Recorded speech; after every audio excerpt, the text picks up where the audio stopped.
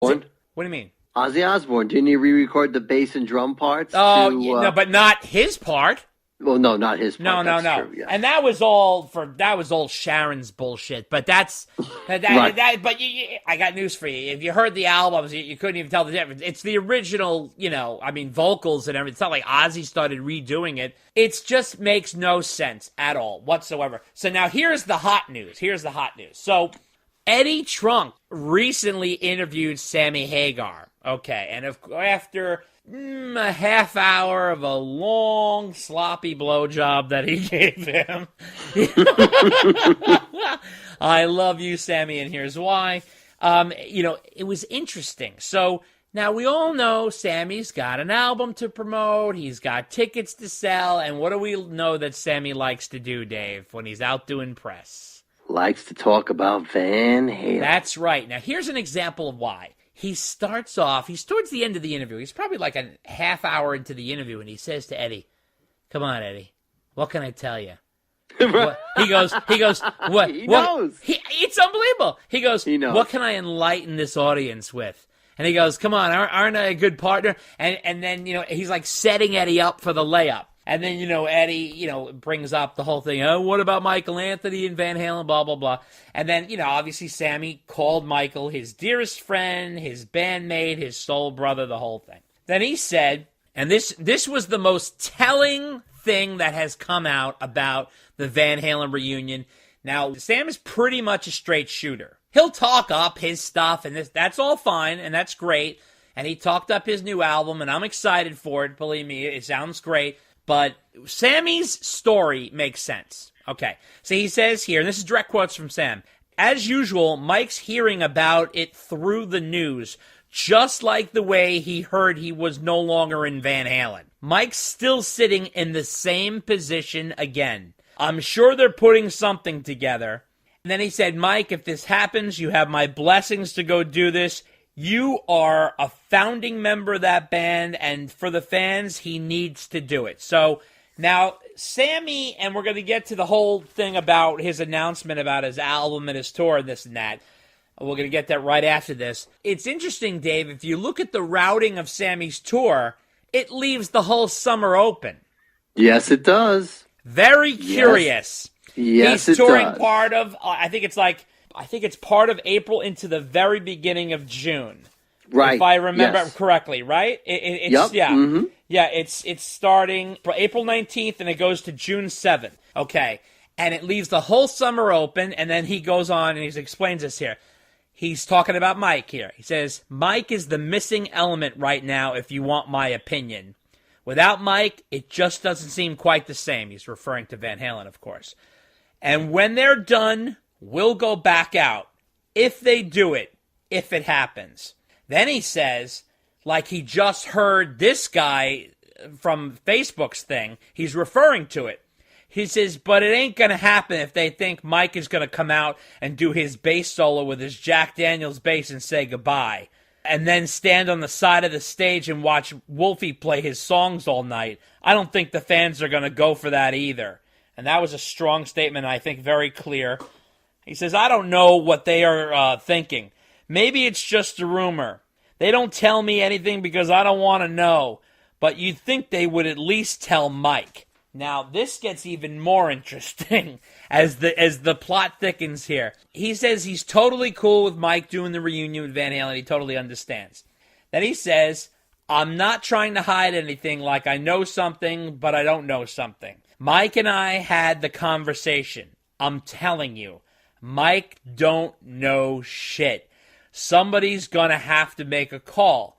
Then he says he got a call 6 months ago saying, "Are you interested?" And this is from Van Halen's management. He said, "Yeah, but I'm doing a record with Sam. Now it depends." He says, "We're booking shows and you'd have to work around it." They said, "We'll get back to you." And that was it, he said. And that was 6 months ago. Now, I'm very clear and sure that I'm sure Van Halen's management would call Mike. That's fine, because it's not Van Halen calling Mike. It's not even an offer. It's just saying, we're just feeling shit out. They probably didn't even speak to Eddie before they even called Mike. They're just putting pieces on the table, because I have said this before on this podcast, and I'll say it again. Promoters make tours. David Lee Roth doesn't come to Eddie's house and go, well, let's put a tour together. What do you think? You want to do? That's not the way it happens. Promoters make tours. Promoters get money and offers from this band, and then they come to the band with offers. And when you have a complicated situation in the band, the promoter, the managers are the ones who put all these pieces together. Irving Azoff, who is Van Halen's manager, is the one who orchestrated the Eagles reunion when the Eagles couldn't stand each other. Their album was called Hell Freezes Over for a reason. But let me tell you something. He put those guys back together, and they made more money in their reunion than they made their entire lives. That's how much money we're talking about. So right here, he says, if it happens, Mike can play with them a couple of months, and then we'll go back out in the fall for a couple of months. And then he said that Mike has already committed to the second beach party, which he's holding in, I guess, October. But then he says about Mike, he knows the circle is important for his long-term thing. He knows Van Halen is very sporadic. Then he also said, I'm not part of that, and I'm not looking to be part of that, meaning Van Halen.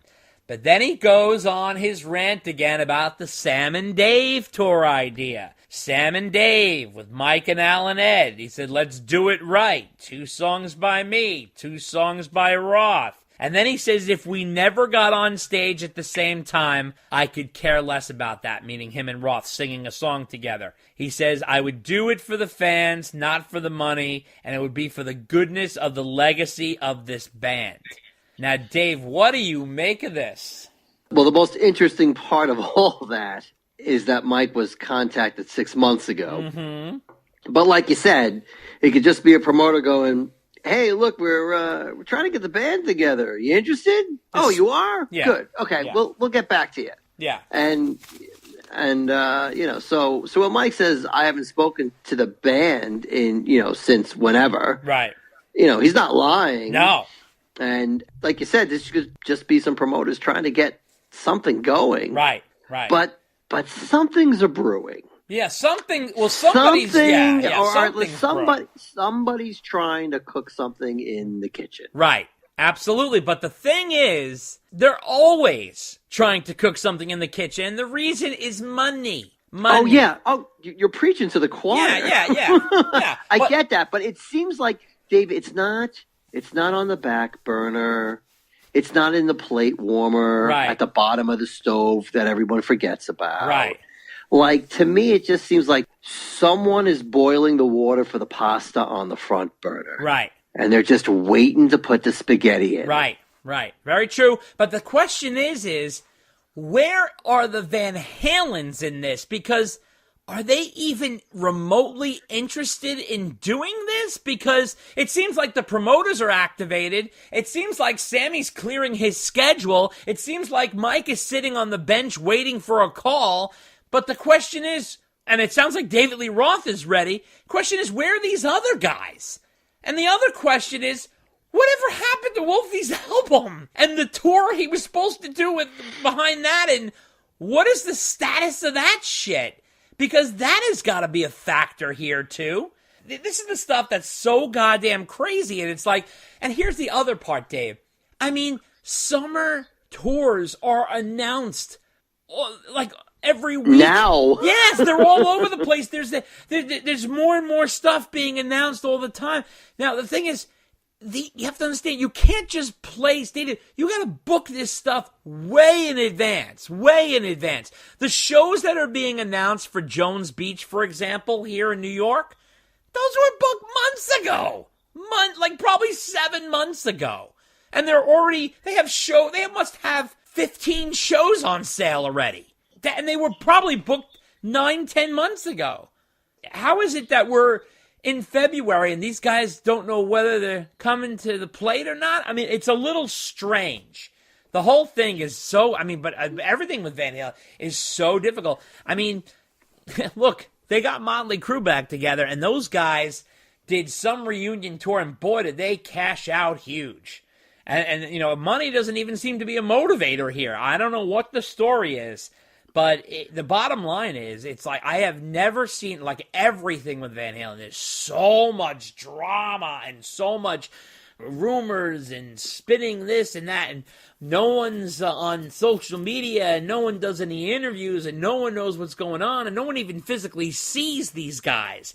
You know, it's incredible. It's incredible. So now, a couple other things that came out of the interview with Eddie was he got into a little discussion about his time in Van Halen, which was kind of cool. He asked him what his favorite record was from the Van Hagar period, and he said it was the Fuck record. But here's the funny part. Sammy is under the impression that Big Fat Money and Seventh Seal are on the For Unlawful Carnal Knowledge album.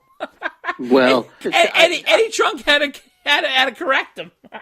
Right. Well, I thought the whole back and forth with Sammy calling him Rain Man, which is frighteningly accurate.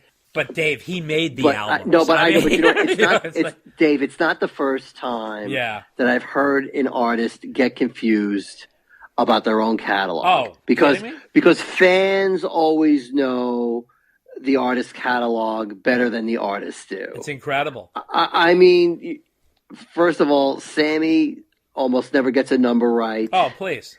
Right? He almost never gets a date right. His live album, they're playing Pound Cake, and he's like, 1993. It's like, what? Oh, I know.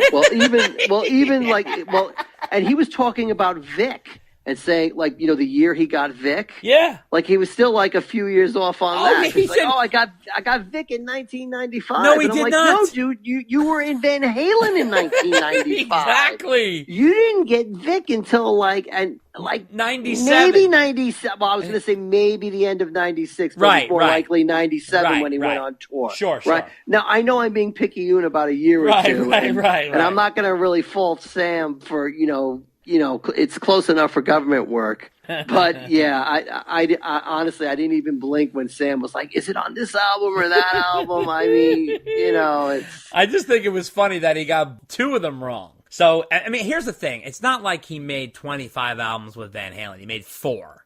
No, I mean, you know, it's like, you know, it's like I could read them back and forwards myself. And it's like, if I actually created them and lived with them and toured them and recorded them, and come on, man. I mean, I don't know if we're going to slip that one to old age or what it is, but so anyway, so then he says, this is interesting. I thought this was a nice little, Eddie did a good job over here. He got a little peek into Sammy. He said, now Eddie likes the Balance album. I like the Balance album too, but he said that Sammy sort of had like a little attitude about the Balance album. He said, every picture you see, we have frowns on our faces, and we were all wearing sunglasses.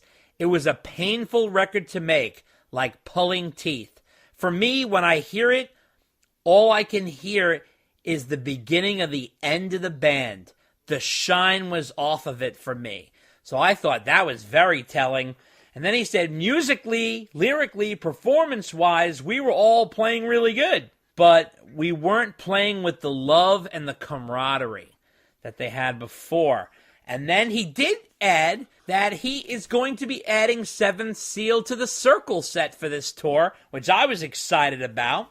He also mentioned, Dave... He said he wanted to. Well, he wanted to, but it sounded pretty like he wanted to do it. And then he also said that the single that he released, Trust Fund Baby, okay, you referenced it last time, and since we last talked, he officially released it. He gave a snippet of it on Instagram the last time we spoke, but he officially released it as his first single. And we had noted, or especially you had noted, actually, that it was very similar to the Montrose song, I Got the Fire.